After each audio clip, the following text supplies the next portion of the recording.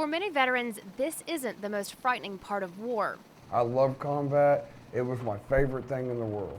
Instead, their real fight begins when combat ends. The civilian world is completely different. You'll never find friends like you find in the military. You'll never be able to find that camaraderie. You'll never have that purpose in the morning whenever you wake up like you do whenever you're in the military. For injured veterans forced to leave the military, finding a purpose can be even more difficult. And a lot of us eat, breathed, and slept military. And that's all I wanted to do was military. And then we get hurt, and all of a sudden, the military's like, hey, guess what, we're retiring you.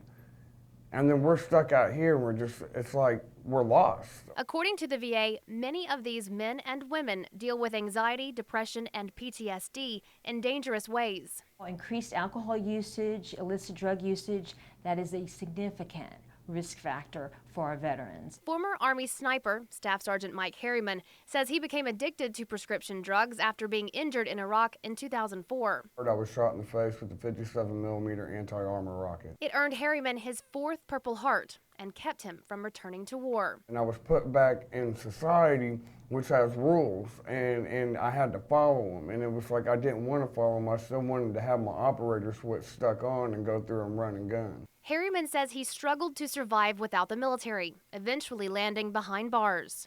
I had to hit my rock bottom and seeing how far I'd fallen before I finally had to, get the nerve to ask for help. That help came from the VA. But the VA saved my life, plain and simple. Now Harriman is sober and works with the group Warriors for Freedom.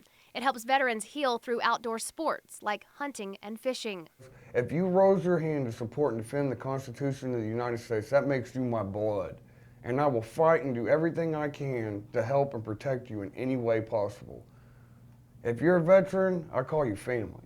Harriman says this is why veteran suicide rates are so upsetting. It hurts me.